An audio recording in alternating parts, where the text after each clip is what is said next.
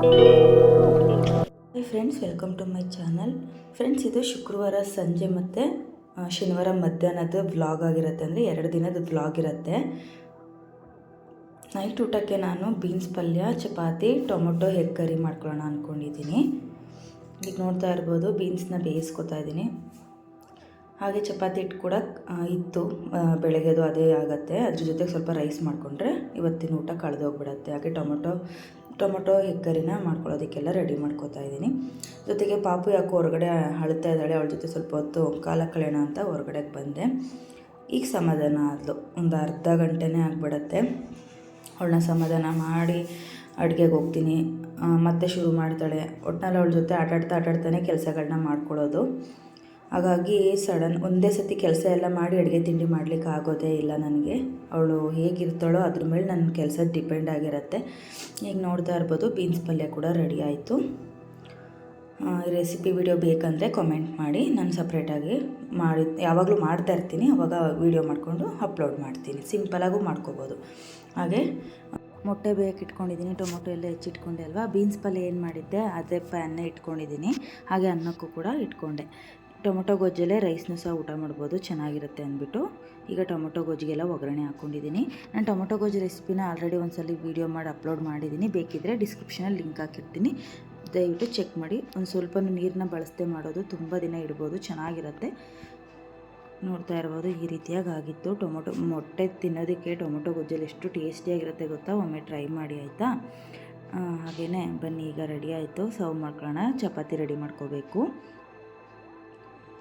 ನಾನು ವಾರದಲ್ಲಿ ಒಂದು ದಿವಸನಾದರೂ ಟೊಮೊಟೊ ಗೊಜ್ಜು ಮಾಡಲೇಬೇಕು. ನನಗೆ ಟೊಮೊಟೊ ಗೊಜ್ಜು ಚಪಾತಿ ಅಂದರೆ ತುಂಬಾ ಇಷ್ಟ ನನಗೆ.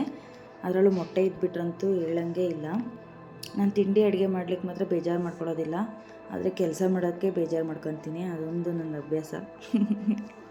ಯಾರೆಲ್ಲ ನಂತರ ಅಂತ ಕಮೆಂಟ್ ಮಾಡಿ. ಅಡುಗೆ ತಿಂಡಿ ಎಷ್ಟಾದ್ರೂ ಮಾಡ್ತೀನಿ ಫಾಸ್ಟಾಗಿ. ನನಗೆ ಮನೆ ಕೆಲಸ ಮಾಡೋದು ಅಂದರೆ ಬೇಜಾರಾಗತ್ತೆ. ಈಗ ಊಟ ಕೂಡ ರೆಡಿ ಆಯಿತು. ಇದಾಗಿತ್ತು ಇವತ್ತಿನ ಹೆಲ್ತಿ ಸಪ್ಪರ್ ಅಂತಲೇ ಹೇಳ್ಬೋದು. ಈಗ ಮಾರನೇ ದಿನ ಶನಿವಾರ. ಸಿಂಚು ಸ್ಕೂಲಲ್ಲಿ ಏನು ಆ್ಯನ್ಯುವಲ್ ಡೇದು ಪ್ರೋಗ್ರಾಮ್ ಕಾರ್ಡನ್ನ ಕೊಟ್ಟು ಕಳಿಸಿದ್ರು.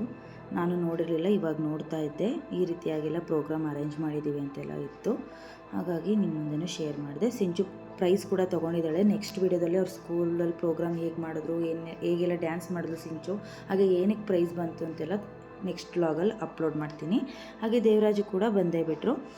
ಸಂತೆ ಇದ್ದಿದ್ದ ಕಾರಣ ತರಕಾರಿ ಒಂದು 2-3 ಥರದ ತರಕಾರಿನೇ ತಂದುಬಿಟ್ರು. ಹೇಳಿಲ್ಲ ಕೇಳಿಲ್ಲ, ನಾನು ಬರೀ ಈರುಳ್ಳಿ ಶುಂಠಿ ಮಾತ್ರ ಹೇಳಿದ್ದೆ.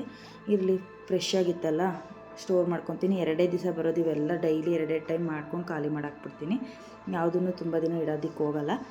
ಈಗ ಊರಿಂದ ಶುಂಠಿನೂ ಸಹ ಕಿತ್ಕೊಂಡು ಬಂದಿದ್ದಾರೆ. ಮೇಯ್ನ್ಲಿ ನನಗೆ ಶುಂಠಿನೇ ಬೇಕಾಗಿದ್ದು. ಮನೇಲಿ ಶುಂಠಿ ಟೀ ಮಾಡೋದ್ರಿಂದ ನನಗೆ ಒಂದು ತಿಂಗಳಲ್ಲಿ ಹೆಚ್ಚು ಕಮ್ಮಿ ಅರ್ಧ kg ಶುಂಠಿ ಬೇಕು. ಅಂದರೆ ನಾನ್ ವೆಜ್ಜು ಎಲ್ಲ ಮಾಡ್ತೀವಲ್ವ, ಹಂಗಾಗಿ ನಾವು ನೆಕ್ಸ್ಟ್ ಶುಂಠಿ ಹಾಕಿಸ್ತಾ ಇದ್ದೀವಿ. ನೆಕ್ಸ್ಟ್ ಮಂತಿಂದ ಕೆಲಸ ಜಾಸ್ತಿನೇ ಇರುತ್ತೆ. ದೇವರಾಜಿಗೆ ಫ್ರೀನಿರಲ್ಲ. ಆಲ್ರೆಡಿ ಆಲೂಗಡ್ಡೆ ಹಾಕಿ ಒಂದು ತಿಂಗಳಾಯಿತು. ಅದಕ್ಕೂ ಔಷಧಿ ಹೊಡೆಯೋದು ಅದು ಇದು ಅಂತ ಕೆಲಸ ಇದ್ದೇ ಇರುತ್ತೆ. ಹೋಗ್ತಾನೆ ಇರ್ತಾರೆ ಊರಿಗೆ. ಹಾಗೆ ಅಷ್ಟರಲ್ಲಿ ನಾನು ಕೂಡ ಸ್ನಾನ ಮಾಡ್ಕೊಂಡು ಬಂದೆ. ಈಗ ದೇವರಾಜಿಗೆ ಲಂಚ್ ಬಾಕ್ಸ್ ರೆಡಿ ಮಾಡಿ ಅವ್ರಿಗೆ ಮಧ್ಯಾಹ್ನ ಊಟಕ್ಕೆಲ್ಲ ರೆಡಿ ಮಾಡಿಟ್ಬಿಟ್ಟು ಅವ್ರನ್ನ ಡ್ಯೂಟಿಗೆ ಕಳಿಸಿದ್ರೆ ನಾನು ಪ್ರೋಗ್ರಾಮ್ಗೆ ಹೋಗೋದಕ್ಕೆಲ್ಲ ರೆಡಿ ಆಗ್ಬೋದು. ಮೊದಲಿಗೆ ರೈಸ್ಗೆ ಇಟ್ಕೊಂಡ್ಬಿಟ್ಟಿದ್ದೀನಿ. ಫ್ರೈಡ್ ರೈಸ್ ಮಾಡ್ಕೊತೀನಿ. ಇವತ್ತು ವೈಕುಂಠ ಏಕಾದಶಿ ಆದ ಕಾರಣ ನಾನು ನಾನ್ ವೆಜ್ ತಿನ್ನಲ್ಲ. ಮೊನ್ನೆದು ಚಿಕನ್ ಸಾರಿದೆ, ಪೀಸೆಲ್ಲ ಜಾಸ್ತಿನೇ ಇತ್ತು. ಹಂಗಾಗಿ ಚೆಲ್ಲೋದಕ್ಕೆ ಮನಸ್ಸು ಬಂದಿರಲಿಲ್ಲ. ದೇವರಾಜ್ ಊಟ ಮಾಡ್ತೀನಿ ಇಡು ಅಂತ ಹೇಳಿದರು. ಹಂಗಾಗಿ ಬೇಯಿಸಿಟ್ಟಿದ್ದೆ. ಅದಕ್ಕೆ ಬಿಸಿ ಮುದ್ದೆ ಮಾಡಿ ರೈಸ್ ಕೂಡ ಮಾಡಿದ್ದೀನಿ.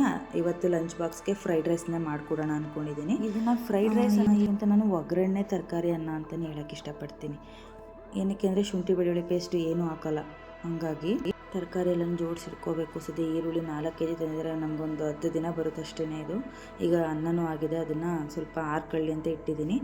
ಅಷ್ಟರಲ್ಲಿ ಒಗ್ಗರಣೆ ಕೂಡ ಮಾಡ್ಕೊಂಬಿಟ್ಟೆ. ಈರುಳ್ಳಿ, ಒಣಮೆಣಸಿನ್ಕಾಯಿ, ಹಸಿರು ಮೆಣಸಿನ್ಕಾಯಿ, ಕರಿಬೇವಿನ ಸೊಪ್ಪು, ಜೀರಿಗೆ, ಸಾಸಿವೆ, ಇಂಗು ಎಲ್ಲನೂ ಒಗ್ಗರಣೆಗೆ ಹಾಕ್ಬಿಟ್ಟು ಚೆನ್ನಾಗಿ ಫ್ರೈ ಮಾಡ್ಕೊಂಬಿಡ್ತೀನಿ. ಅದಾದಮೇಲೆ ಬೀನ್ಸು, ಕ್ಯಾರೆಟ್ ಹೆಚ್ಚಿದ್ನಲ್ವ ಅದು ಹಾಕ್ಕೊಂಬಿಟ್ಟು ಅದ್ರ ಮೇಲ್ಗಡೆಗೇ ಉಪ್ಪು ಹಾಕ್ಕೊಂಬಿಡ್ತೀನಿ. ಉಪ್ಪು ಹಾಕ್ಕೊಂಡು ಒಂದು 2 ನಿಮಿಷ ಫ್ರೈ ಮಾಡಿಬಿಟ್ಟು ಆಮೇಲೆ ರೈಸ್ ಹಾಕ್ಕೊತೀನಿ. ಒಂದು ಕೈಲಿ ಇಟ್ಕೊಂಡು ವಿಡಿಯೋ ಮಾಡ್ತಾಯಿದ್ದೀನಿ, ಹಂಗಾಗಿ ಶೇಕ್ ಆಗ್ತಾನೆ ಇದೆ. ಈಗ ಚೆನ್ನಾಗಿ ಫ್ರೈ ಮಾಡ್ಕೊಂಬಿಡ್ತೀನಿ. ಸ್ವಲ್ಪ ನೀರು ಬಿಟ್ಕೊಂಡು ಅದು ಸುಂಡಿ ಫ್ರೈ ಆಗಿಬಿಡುತ್ತೆ.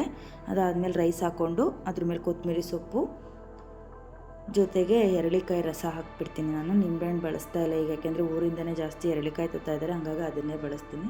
ಡೈಲಿ ಒಂದೊಂದು ಟೈಮ್ ಎರಳಿಕಾಯಿನೂ ಸಹ ಕುಡಿತೀನಿ ಬೆಳಗ್ಗೆ ಹೊತ್ತು. ಎಷ್ಟು ಚೆನ್ನಾಗಿತ್ತು ಅಂದರೆ ಹೇಳಲಿಕ್ಕೆ ಸಾಧ್ಯ ಇಲ್ಲ ಟೇಸ್ಟು. ಕಡಲೆಬೇಳೆ ಉದ್ದಿನಬೇಳೆನೂ ಹಾಕೋಬೋದು ಒಗ್ಗರಣೆಗೆ, ದೇವರಾಜು ಬೇಡ ಅಂತ ಅಂದರು, ಹಂಗಾಗಿ ಹಾಕಲಿಲ್ಲ. ಸಕ್ಕತ್ತಾಗಿತ್ತು. ಈಗ ನಾನು ಕೂಡ ಹಾಕ್ಕೊಂಡೆ, ನಾನ್ ವೆಜ್ ತಿನ್ನಲ್ವಲ್ಲ, ಹಂಗಾಗಿ ನನಗೂ ಸೇರಿಸಿ ಮಾಡ್ಕೊಂಡಿದ್ದೆ. ಅವ್ರಿಗೂ ಸಹ ಲಂಚ್ ಬಾಕ್ಸ್ ರೆಡಿ ಮಾಡಿ ಇಟ್ಟಿದ್ದೀನಿ. ಏನು ಗೊತ್ತಾ, ಎಷ್ಟೇ ಬಾಕ್ಸ್ಗಳು ತರಲಿ ಅಮ್ಮನ ಮನೆ ಇಲ್ಲೇ ಇರೋದ್ರಿಂದ ಅವ್ರ ಮನೆಗೆ ಅದು ಇದು ಕೊಟ್ಟು ಕಳಿಸ್ತಾ ಕಳೆದೇ ಹೋಗುತ್ತೆ. ಈಗ ಲಂಚ್ ಬಾಕ್ಸ್ ಈ ರೀತಿಯಾಗಿ ರೆಡಿ ಮಾಡಿದ್ದೀನಿ. ಒಂದು ಜೊತೆ ಲಂಚ್ ಬಾಕ್ಸ್ ತರಬೇಕು ದೇವರಾಜಿಗೂ ಸಿಂಚುಗೂ. ನೋಡಿದ್ರಲ್ಲ ಇವತ್ತಿನ ದಿನ ಮತ್ತು ಹಿಂದಿನ ದಿನ ಹೇಗೆಲ್ಲ ಇತ್ತು ಅಂತ. ಇವಾಗ ನಾನು ಪ್ರೋಗ್ರಾಮ್ಗೆ ಹೊರಡಲಿಕ್ಕೆ ರೆಡಿಯಾಗಿದ್ದೀನಿ. ಅಮ್ಮ ಪ್ರೀತಿ ಎಲ್ಲ ಬಂದಿದ್ದಾರೆ ಸಿಂಚು ಡ್ಯಾನ್ಸ್ ನೋಡಲಿಕ್ಕೆ ಅಂದ್ಬಿಟ್ಟು. ಬೆಂಗಳೂರಿಗೆ ಹೋಗಿತ್ತು ಅಮ್ಮ, ಅವಳಿಗೋಸ್ಕರ ಅಂತಲೇ ಬಂದೈತೆ. ಪ್ರೀತಿನೂ ಸಹ ಅದಕ್ಕೋಸ್ಕರನೇ ಬಂದಳು, ಇಲ್ಲಾಂದರೆ ಅಲ್ಲೇ ಉಳ್ಕೊಂಡಿರೋರು ಇನ್ನೊಂದು 2 ದಿನ ಬಿಟ್ಟು ಬರೋರು ಅಮ್ಮ. ಜೊತೆಗೆ ನಾಳಿನ ವಿಡಿಯೋದಲ್ಲಿ ತುಂಬ ಚೆನ್ನಾಗಿರುತ್ತೆ. ಅಪ್ಪು ಸರ್ಗೂ ಸಹ ಏನಂತಾರೆ ಟ್ರಿಬ್ಯೂಟ್ ಕೊಡೋ ಥರನೂ ವಿಡಿಯೋ ಮಾಡಿದ್ರು. ನನಗಂತೂ ತುಂಬ ಖುಷಿ ಆಯಿತು. ಎಲ್ಲನೂ ವಿಡಿಯೋ ಮಾಡ್ಕೊಂಡಿದ್ದೀನಿ. ಸಿಂಚುನೂ ಸಹ ತುಂಬ ಚೆನ್ನಾಗಿ ಡ್ಯಾನ್ಸ್ ಮಾಡಿದ್ಲು. ಎಲ್ಲನೂ ನೋಡಬೇಕಂದ್ರೆ ನೀವು ನಾಳೆನ ಗಂಟ ಕಾಯಬೇಕಾಗತ್ತೆ. ಪ್ಲೀಸ್ ನನ್ನ ವೀಡಿಯೋಸ್ಗಳನ್ನ ಫುಲ್ಲಾಗಿ ನೋಡಿ ಸಪೋರ್ಟ್ ಮಾಡಿ, ಸಬ್ಸ್ಕ್ರೈಬ್ ಮಾಡ್ಕೊಳ್ಳಿ ಇಷ್ಟ ಆದರೆ. ನೆಕ್ಸ್ಟ್ ಇನ್ನೊಂದು ವಿಡಿಯೋದೊಂದಿಗೆ ಸಿಗ್ತೀನಿ. ನಮಸ್ಕಾರ.